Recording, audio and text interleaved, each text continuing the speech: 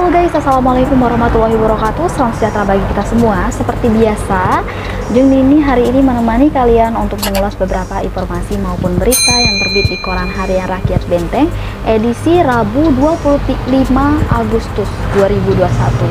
Nah, ada apa ya di Benteng hari ini? Tapi sebelum lanjut, seperti biasa, jangan lupa untuk di like, share ke semua media sosial yang kalian punya, dan aktifkan notifikasinya agar setiap video yang kami upload kalian orang pertama yang menontonnya. Berita utama hari ini mengenai puluhan warga yang diduga keracunan. Sampel makanan diuji di lab. Dinas Kesehatan Provinsi Bengkulu dan Kabupaten Bengkulu Tengah serta Balai Pengawasan Obat dan Makanan atau BPOM kemarin telah mengambil sampel bahan makanan yang diduga menjadi penyebab 30 warga Desa Durian Demang, Kecamatan Karangtinggi keracunan. Nah, dari 30 warga Selamat Arman 48 tahun meninggal dunia saat mendapatkan perawatan di Rumah Sakit Umum Daerah Bengkulu Tengah.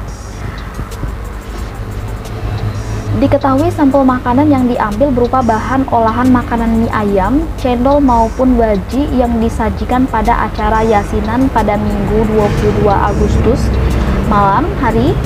Nah, Kabid Pencegahan dan Pengendalian Penyakit Dinas Kesehatan Benteng, Yogi Hermawansyah SKM MPH mengatakan jika sampel bahan makanan telah diambil dari kediaman salah seorang warga yang menggelar acara yasin.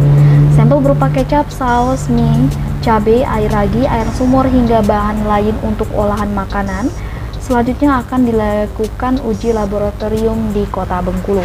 Sementara itu, hingga berita ini diturunkan, jumlah warga yang diduga mengalami gejala mual, sakit kepala, demam usai menyantap sajian makanan yang mencapai 30 orang.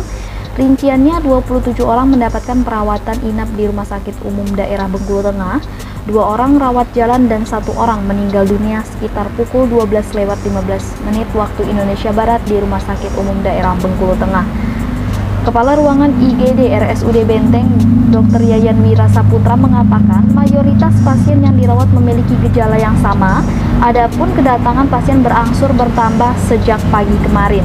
Kepala Dusun 2 Kartoyo mengatakan jika kejadian ini baru pertama kali terjadi di desanya, adapun acara yasinan merupakan kegiatan rutin yang diselenggarakan. Pertama kali dirinya mendapati adanya sanak saudara yang mendapat keluhan mual, sakit kepala, hingga demam. Setelah dilakukan penelusuran, jumlah warga yang terkena dalam jumlah yang banyak. Selanjutnya masih dari halaman utama, 872 juta rupiah piutang PBB berhasil tertagih. Dari Karangtinggi, kurun 3 tahun terakhir, yaitu 872 juta rupiah piutang pajak bumi dan bangunan berhasil tertagih. Rinciannya tahun 2019 senilai 401 juta rupiah, tahun 2020 sebesar 208 juta rupiah, dan per Agustus 2021 sebesar 131 juta rupiah. Kepala Badan Keuangan Daerah Kabupaten Bengkulu Tengah Weldo Kurnianto SEMM melalui Kabid PBB dan BPHTB Febriansyah AKSMM mengatakan pihaknya ini dibantu dengan petugas penagihan setiap tahun terus melakukan penagihan terhadap piutang PBB. Di samping itu tetap gencar menagih PBB lain dalam tahun berjalan. Sementara itu, BKD Benteng telah menyalurkan sebanyak 42.000 surat pemberitahuan pajak terhutang PBB kepada wajib pajak melalui Kades setempat. Adapun mekanisme pembayaran dapat dilakukan langsung mendatangi Bank Bengkulu ataupun meminta bantuan dari petugas penagih. Sementara untuk lokasi pembayaran terdapat 4 titik, di antaranya kantor Bank Bengkulu di Karangtinggi, Taba Penanjung, Pondok Kelapa, dan Mega Mall.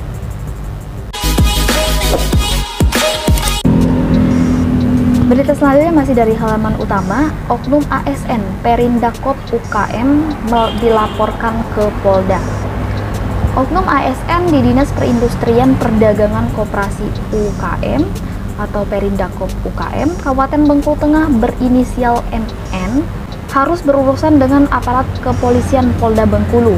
MN diduga melakukan penipuan terhadap rekannya sesama ASN, Henry Juliadi. Tak tanggung-tanggung, sebagaimana laporan Henry ke SPKT Polda kemarin, kerugian yang ia derita mencapai 60 juta rupiah.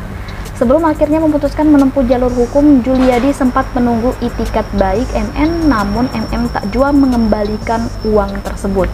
Kronologis kejadian lanjut korban bermula pada tahun 2018, sekitar akhir tahun antara MN dengan korban menjalin kerjasama usaha di bidang penjualan elektronik dan pakaian. Nah, korban pun menyerahkan uang senilai 60 juta rupiah dengan rincian 20 juta rupiah secara cash dan 40 juta rupiah via rekening Bank Mandiri. Sekitar bulan Februari 2019, korban menanyakan perihal bisnisnya, namun MN dalam keterangannya kepada korban berdalih bahwa uang modal yang diberikan korban belum jadi digunakan. Nah, belakangan diperoleh kabar bahwa uang modal digunakan MN untuk DP pembelian rumah. Dijanjikan MN uang korban akan dikembalikan berikut keuntungan setelah rumah yang dibeli laku dijual kembali. Dari halaman utama kita ke halaman edukasi, 45% lebih pelajar SMA SMK berhasil divaksin. Sebanyak 643 pelajar kelas 12 SMA SMK di Kabupaten Bengkulu Tengah itu berhasil divaksin, secara persentase telah mencapai 45%. Dari targetnya 1.470 pelajar. Kepala Dinas Kesehatan Benteng, Nurse Gusti Miniati Escape MH melalui Kabid Pencegahan dan Pengendalian Penyakit, Yoki Herwansyah SKM MPH mengatakan vaksinasi juga melibatkan Polres Bengkulu Tengah dan Dinas Pendidikan Provinsi dan dilaksanakan di 13 sekolah berbeda. Yoki mengatakan bagi pelajar yang belum sempat dilakukan vaksin lantaran tak lolos hasil screening atau tidak datang, maka pelajar bisa mendatangi tempat puskesmas terdekat. Setelah divaksin, pelajar mendapatkan sertifikat di mana terdapat nomor kontak handphone vaksinator yang dapat dihubungi jika ada keluhan setelah divaksin. Sementara itu, salah seorang pelajar, Mutia, mengaku tidak merasakan apa-apa setelah divaksin. Ia berharap rekan sesama pelajar yang belum mendapatkan vaksin agar mengikuti program ini. Kepala Cabang Dinas Pendidikan Wilayah 8 Karangtinggi Adang Parlindungan SHMPD meminta kerjasama semua pihak agar percepatan vaksinasi pelajar terus dilakukan untuk mengejar target 100%. Itulah beberapa informasi maupun berita yang terbit di Koran Harian Rakyat Benteng edisi Rabu 25 Agustus 2021. Yang ingin lebih lengkapnya bisa berlangganan koran dengan cara menghubungi karyawan yang bertugas atau datang langsung ke kantor Harian Rakyat Benteng. Tidak hanya itu saja, kalian juga bisa mengakses website resmi kami rakyatbenteng.com.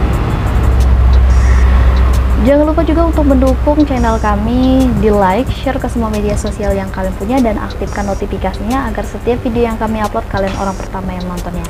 Saya Jeng Dini dan kru yang bertugas mengucapkan terima kasih dan wassalamualaikum warahmatullahi wabarakatuh. Sampai jumpa, selalu mentaati protokol kesehatan.